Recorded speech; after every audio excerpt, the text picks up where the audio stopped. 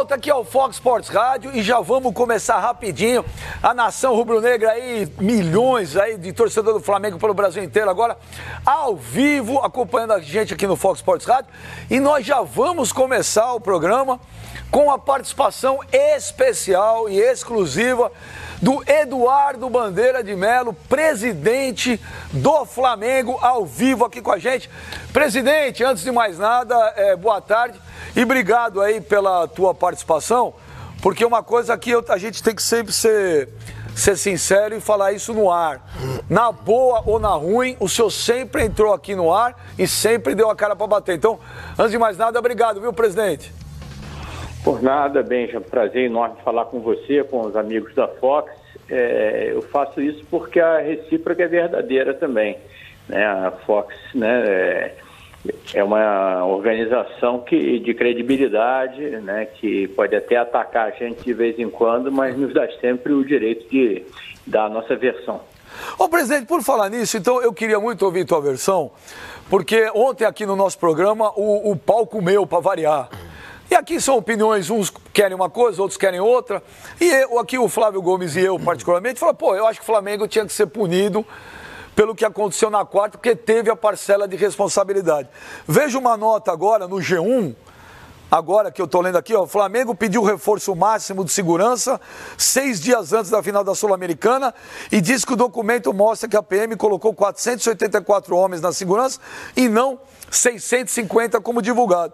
Então, presidente, queria que o senhor falasse um pouco o lado do Flamengo, quem teve mais responsabilidade, foi culpa de todo mundo, o problema é do Maracanã, o problema é da polícia, o problema é do Flamengo.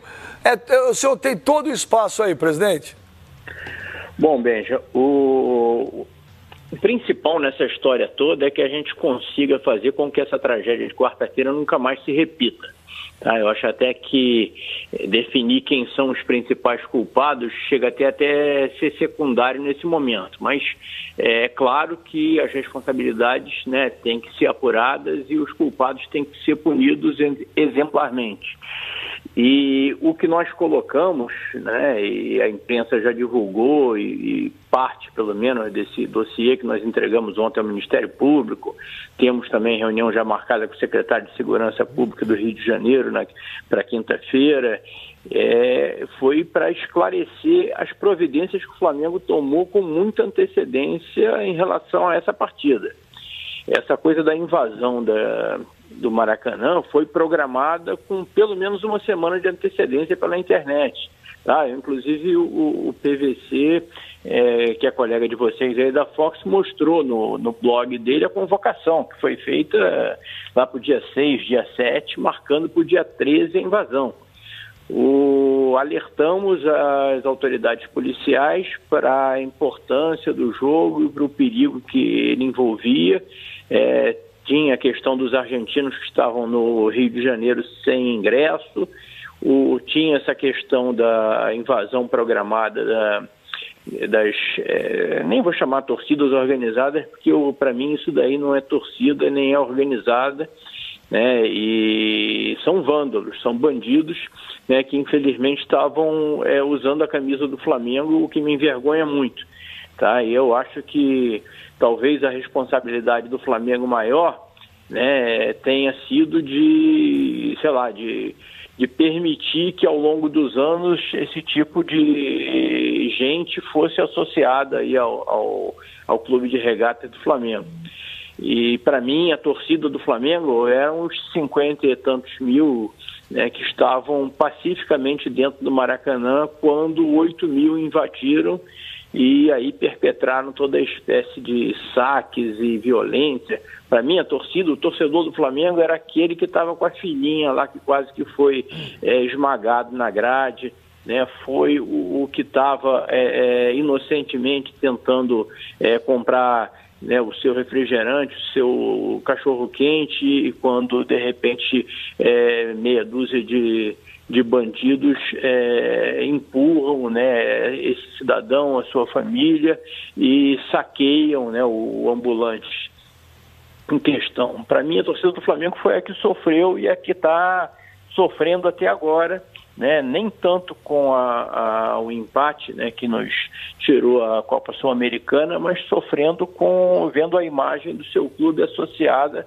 a esse tipo de coisa. Qual a principal punição que o senhor teme da Conmebol, presidente? Olha, Benja, assim como nós entregamos o dossiê para o Ministério Público, vamos entregar para o secretário de Segurança, nós também preparamos a nossa defesa com todo tipo de informação. Tá? E o dossiê que nós vamos entregar é bastante elucidativo em relação ao que o Flamengo fez e quem são efetivamente os principais culpados do que aconteceu. O Flamengo não se exime de discutir a situação. Como eu falei no início da minha fala aqui, o principal é que a gente tome providências para que isso nunca mais aconteça, né? Por isso que nós estamos permanentemente abertos ao diálogo com todas as autoridades. E eu acho que vocês podem nos ajudar muito também. Aí cabe a Conmebol avaliar tudo, analisar os fatos e chegar à conclusão do que pode ser a medida tomada para que haja, né, que isso sirva de exemplo para que nunca mais aconteça. Senhor Mani, faça sua pergunta para o presidente do Flamengo, Eduardo Bandeira de Mello. Presidente, boa tarde, é um prazer falar com o senhor uma vez mais. Eu até disse aqui em alguns programas da Fox, e eu gostaria de aproveitar a sua presença para que o senhor pudesse esclarecer a situação a respeito desse sócio corporativo, que o Flamengo acabou com isso.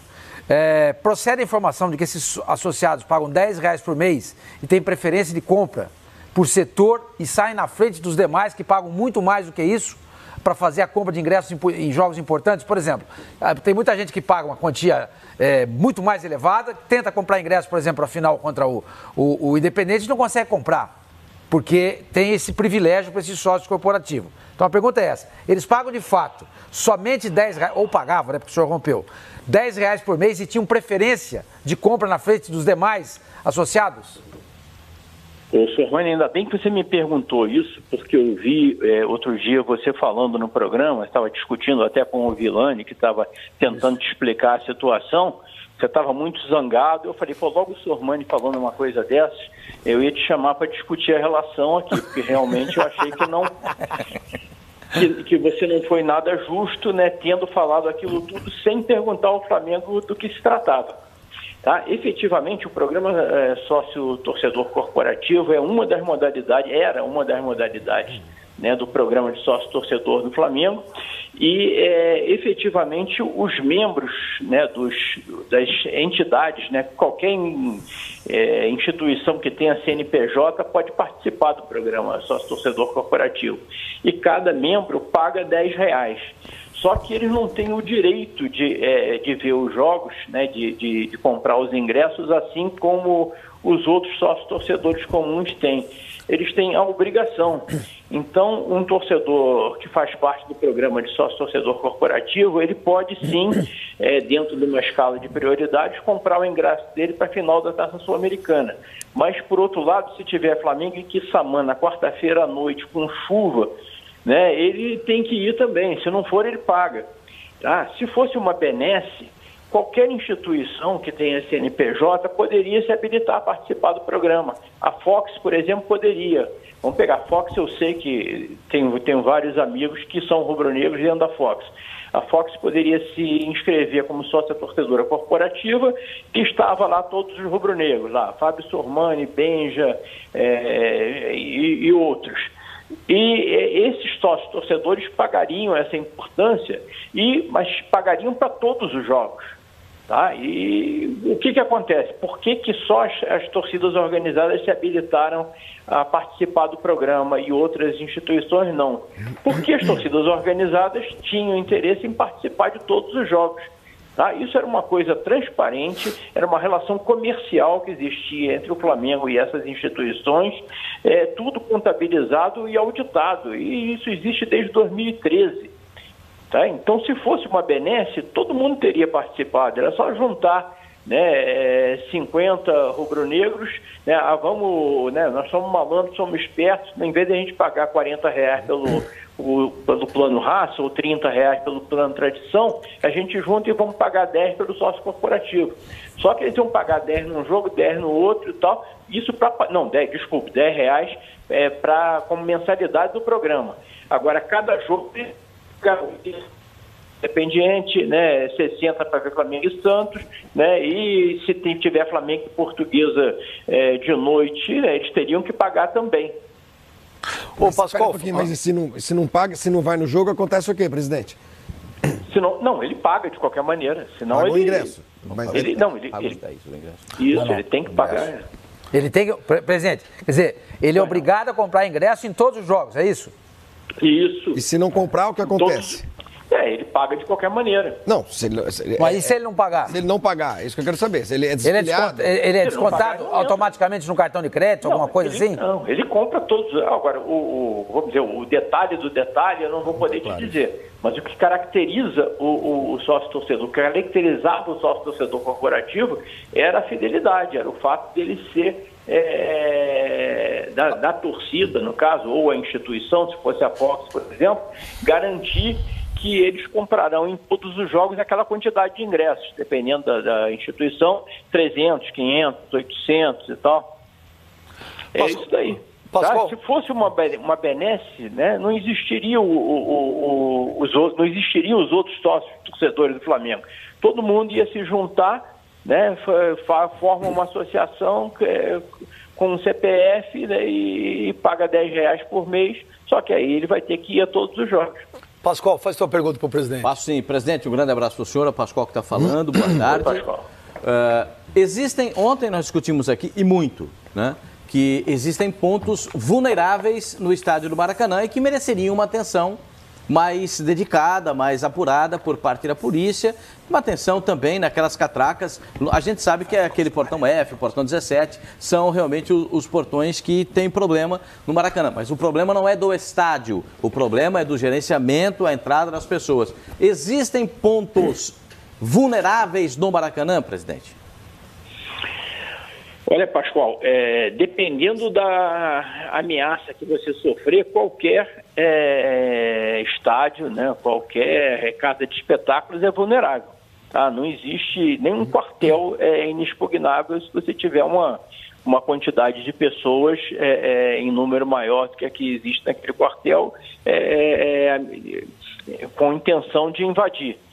O Maracanã tem muitos problemas, sim, né? Todo mundo sabe os problemas, inclusive que o Estado do Rio de Janeiro está enfrentando, né? O Flamengo já várias vezes se colocou como candidato a numa futura licitação via administrar o Maracanã e se vier administrar, com certeza vários desses problemas serão endereçados, porque é nosso interesse, inclusive, tá? Fazer acesso de visitantes, talvez fazer um setor do estádio, a exemplo de outros estádios no Brasil e no mundo, em que tem em que você retira as cadeiras para os torcedores que têm preferência por assistir o jogo em pé, assim o fazerem e aí poder pagar um pouco menos, né? Tudo isso pode ser feito, né? Desde que o Flamengo venha a assumir o Maracanã. Agora, não existe, vamos dizer, solução para todos os problemas. Se você tem 8 mil pessoas, né, dispostas a invadir o Maracanã e você tem um efetivo, ainda que fosse as 650 policiais que foram anunciados, ainda que fosse 1.000, né, se você tem 8 mil tentando invadir, porque esses 600 ou 400 e tal, você tinha vários dentro do estádio e alguns fora do estádio. Se você tem essa situação, realmente você vai ter que buscar outro tipo de solução. E esse tipo de solução não passa pelo Flamengo, né? O Flamengo não tem ingerência sobre o que acontece fora do estádio. Dentro do estádio estava tudo correndo às mil maravilhas. O Flamengo participou de campanhas para conscientizar a população, a torcida. Eu mesmo fui pessoalmente, talvez até tenha ido na própria Fox, pedir para o pessoal chegar cedo, né, para que não houvesse problema. A torcida atendeu ao nosso apelo, né, e chegou cedo. Quando começou o jogo, as coisas estavam andando relativamente bem. Agora, quando 8 mil invasores jogadores passam a ocupar aquele espaço, né, não há o que você possa fazer para impedir que os problemas aconteçam. Ô, presidente, antes do Flavinho fazer a pergunta, então deixa eu perguntar um negócio. O Rio de Janeiro hoje não tem condição de realizar um jogo de grande porte? Isso é uma boa pergunta. Olha, eu acredito que tenha sim, tá? Desde que haja planejamento, desde que haja recursos para isso, e o Flamengo pode ajudar. Tá? Eu acho que a gente pode, inclusive, partir por uma alteração na legislação em que os clubes, né, os promotores do espetáculo, possam, de alguma maneira, contribuir para ressarcir o Estado do que eles gastam, do que o Estado gasta ao fornecer policiamento para os eventos. Tá? Eu acho que isso é perfeitamente possível, isso depende de planejamento, né? E é exatamente por isso que o Flamengo agora está assumindo uma posição ainda mais proativa e procurando as autoridades e se colocando à disposição para ajudar. Flavinho, faz sua pergunta para o presidente. Boa tarde, presidente. O senhor disse que a invasão, perdão, ela foi planejada, ela foi programada pela internet. Isso, uma semana de antecedência. Por torcidas organizadas, tá certo? Você não tem na convocação a identificação de quem convocou, tá? Mas acho que uma boa investigação, que eu tenho certeza que as nossas autoridades policiais vão conseguir fazer, ela vai identificar exatamente quem foi que colocou aquilo na rede. O senhor vai entender a minha pergunta. Quer dizer, na verdade, assim, as informações que o PVC tinha, que eu também depois fui atrás, havia, sim, como identificar pelo menos uma torcida que é a torcida jovem do Flamengo, com a qual eu compreendo que o Flamengo tem relação corporativa. Pelo fato, me parece... Desculpe, Flávio. Me parece que essa torcida jovem está banida pelas autoridades policiais, mas e o Flamengo não tem qualquer relação com ela. Mas sabe que ela existe. Então a torcida jovem não tinha acesso ao plano do sócio-torcedor corporativo. Não tinha. Isso é importante dizer. A jovem não tinha, porque a jovem ela está proibida de frequentar os estádios e o Flamengo não tinha, por essa razão, nenhuma relação com ela. Agora, talvez outra torcida, né, que não estivesse banida tenha participado disso também. Eu não quero me adiantar, mas eu tenho certeza que as autoridades policiais do Rio vão identificar exatamente, né, o que aconteceu e punir a grande maioria dos culpados. Mas é bem aí que eu queria chegar. Ainda que a jovem não tenha relações mais com o Flamengo, tenha rompido, é óbvio que esses movimentos eles são organizados por gente que se organiza, quer dizer, por torcidas organizadas que se organizam em grupos com os quais o Flamengo tem relação, né? Qualquer clube, não estou falando do Flamengo, qualquer clube a gente sabe que tem relação com torcidas organizadas, tanto que os clubes recebem torcidas organizadas muitas vezes nos seus CTs e tudo mais. A minha pergunta para o senhor é a seguinte: por que não uma ação do clube diretamente com essas torcidas, no sentido, presidente, de civilizá-las, evitar que essas coisas aconteçam, que essas coisas se organizem, né? Porque a sensação que eu tenho é que clube gosta muito de torcida organizada, dirigente, quando precisa dele. Mas quando acontece uma desgraça como essa, todos os dirigentes, estou falando em modo geral, não estou apontando o dedo para o Flamengo, não. Todos os dirigentes se antecipam em afirmar que não tem relação nenhuma com torcida organizada, quando existe. É por isso que eu acho que a ação do clube, junto às torcidas organizadas, ela seria muito mais efetiva do que, como o senhor mesmo disse, colocar 600, 700, 800 mil policiais, porque isso não segura a multidão. Bom, Flávio, vamos lá. O que você está propondo seria o ideal se tivesse ao nosso alcance. Tá? Em primeiro lugar, eu nunca disse que o Flamengo nunca teve relação com torcida organizada. O Flamengo não tem relações espúrias, né? Nunca teve relações espúrias com torcidas organizadas. Nós nunca demos ingresso, nunca pagamos viagem, nunca demos camisa, isso desde 2013, quando nós assumimos. Tá? Isso, inclusive, gerou um certo estresse no início, né? Depois, algumas delas se adequaram a um tratamento, vamos dizer, uma relação comercial e se inscreveram no programa sócio-torcedor corporativo.